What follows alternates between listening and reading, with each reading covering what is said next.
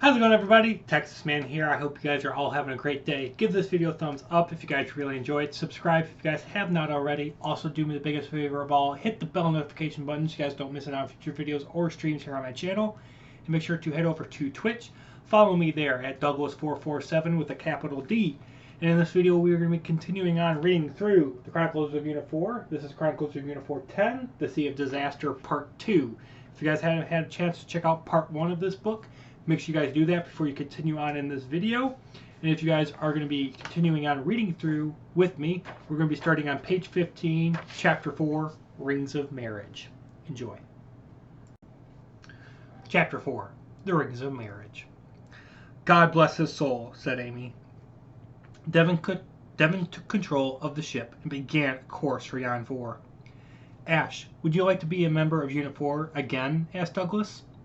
Ash agreed to take Dave's place as the following: missile and cannon launcher, scanner, and user of the blue lightsaber.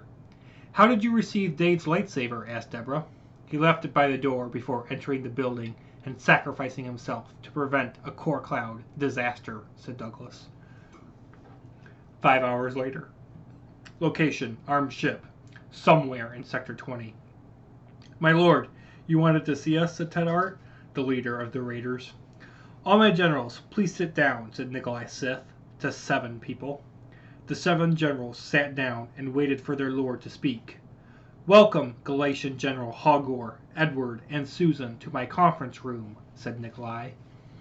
I have summoned you Raider generals and Galatian generals for one purpose. I plan to invite Unit 4 on board this ship to make a peace agreement between the Corps and ARM, said Nikolai. My lord, they will not sign any agreement, let alone come on board this ship with no plans to kill you, said Hogor, leader of the Galatians on the planet Conybone. This turn of the team is what I have already prepared for. Once Unit 4 is on board, Philip Farm will activate his retro groove and cause the team to turn on the Corps, said Nikolai. Good plan. With the team under our control, we could learn about the Corps secrets and make one massive onslaught on their base, said General Paul Roberts. Thank you. Now, go send a message to Yon 4 of what I have said and inform me if they are coming, said Nikolai. Location: Sector 7, Yon 4. Landing the DAAS-44 now, said Devon. Unit 4, Hamster General Billy, and Amy Long exited the ship and were greeted by General Ultimate. Devon! Yelled a voice. Devon looked to see Brittany Lewis running towards him. While Devon gave his girlfriend a kiss, Douglas informed General Ultimate of the following. Dave sacrificed himself to prevent the Pterodon break from unleashing a core cloud disaster, and that Ashbeka had agreed to take Dave's position in Unit 4. Unit 4, let's get some rest, said Douglas. Unit 4 walked away from General Ultimate, General Billy, and Amy Long. Wait! Yelled Amy before Douglas entered the team's base house. All the members entered the base house except for Douglas. Amy had reached Douglas, who was standing outside, and gave him a kiss. I know that you're crazy about me, and so am I about you, said Amy, before dashing away to talk to Brittany. I think it's time we have a wedding soon, said Douglas in his mind. Douglas entered the base house and went to sleep. 8 hours later. Location: armed ship. Raider Ted Art knocked on the door of Sarah Mark's room, kneeled down on one knee, and waited for the door to open. Sarah opened the door and looked to see Ted holding a ring in the palm of his right hand. Sarah Mark, will you marry me? Asked Ted. Yes, answered Sarah, taking the ring and placing it on a finger. Ted stood up and the 2 Raider generals kissed. Location: Yon 4. Douglas and Devon left the craftsman's house with the gold ring in their hands, found their true love at their house, proposed, and was given a kiss. Afterwards, Unit 4 met up with General Ultimate about an important message. Welcome, Unit 4, to the communication station, said the general. What's the situation? Asked Douglas. Chapter 5. The Turn. Yesterday we received a deep space transmission from a ship in Sector 20, said the general. We don't have any ships in that sector, said Ash. Correct. There aren't any core ships in Sector 20, said Ultimate. Nikolai sent us a message from his ship? Asked Devon. Yes, said the general. Nikolai wants you four only to travel on board his ship to make a peace agreement between the Corps and the Arm, said the general. It's probably a trap, said Deborah. Could be, but this could be the chance we have been waiting for to kill Nikolai, said Ash. I agree with Ash. General Ultimate, we are leaving, said Douglas.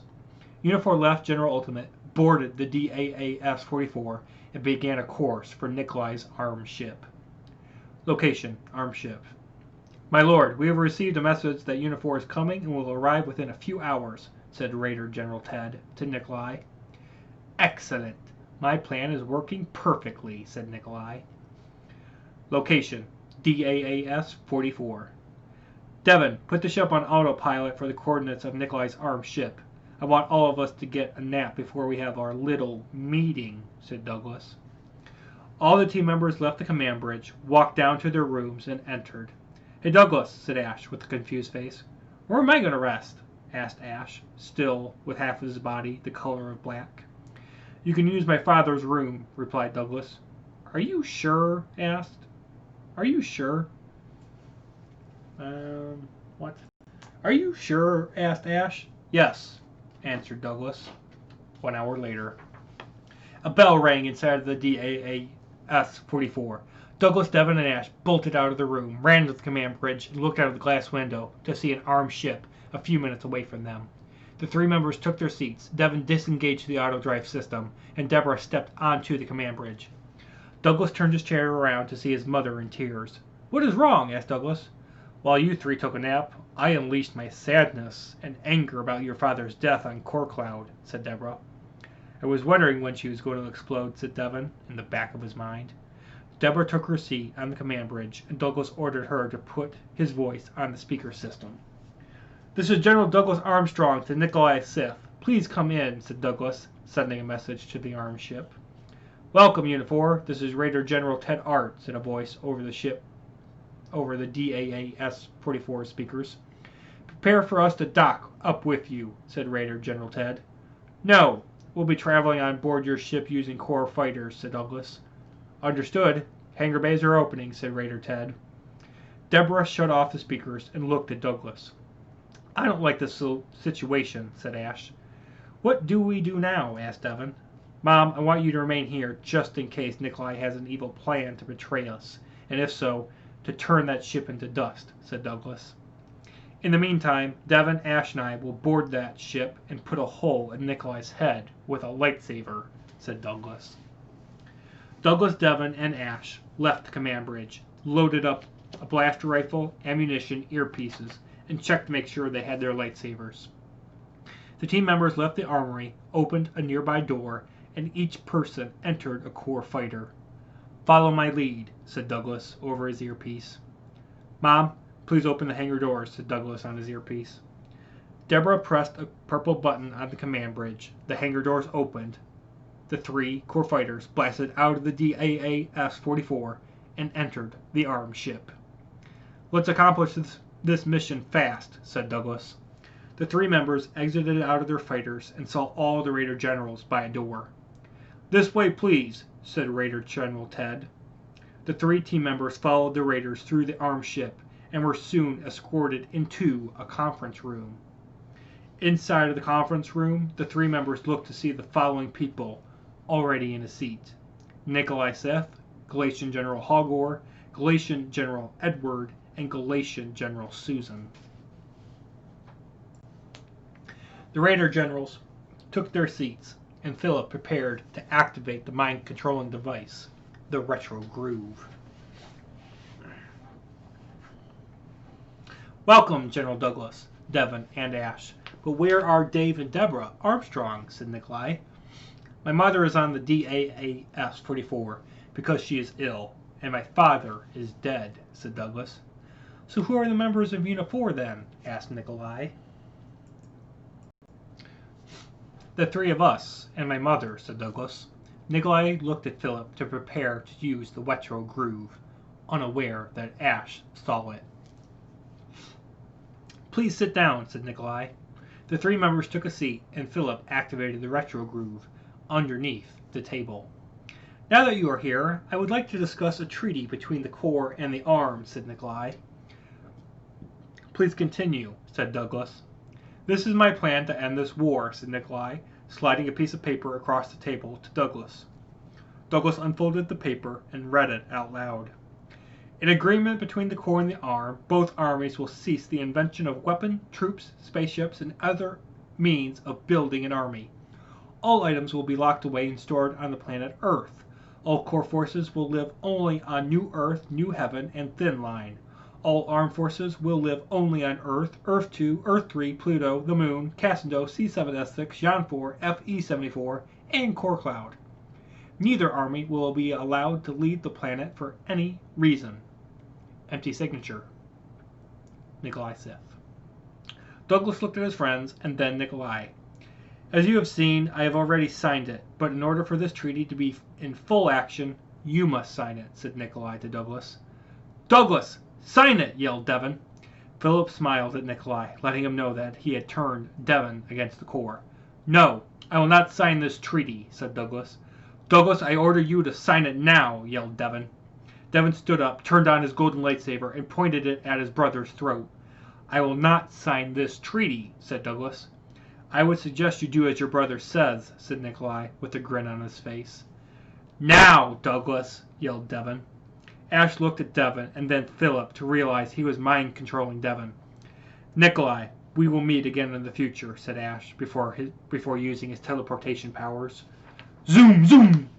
Ash teleported his two friends onto the DAAS-44 and then the DAAS-44 onto the planet Jan 4. Location, Nikolai's armed ship. You failed me, Philip, said Nikolai. I am sorry, my lord, said Philip. No matter. Go and activate the demon portal on the moon to summon our forces to prepare for war, said Nikolai.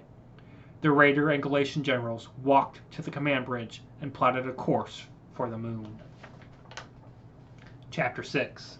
The Beginning of the End. Location, Jan 4.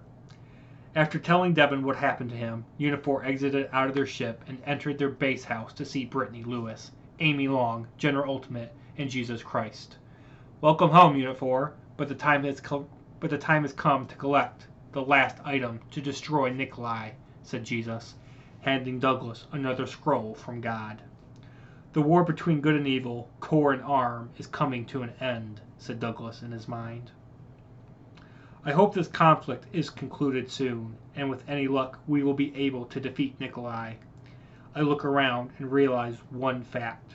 The war is looming towards an end, and the final lightsaber duel lies in the future, said Ashbeka in his mind, seeing the moon far off, summoning demon forces. That's going to do it, guys. We have finished the Chronicles of Unifor 10, The Sea of Disaster. Look forward to the Chronicles of Unifor 11, It Ends with Ash, coming out very soon. Bye, guys.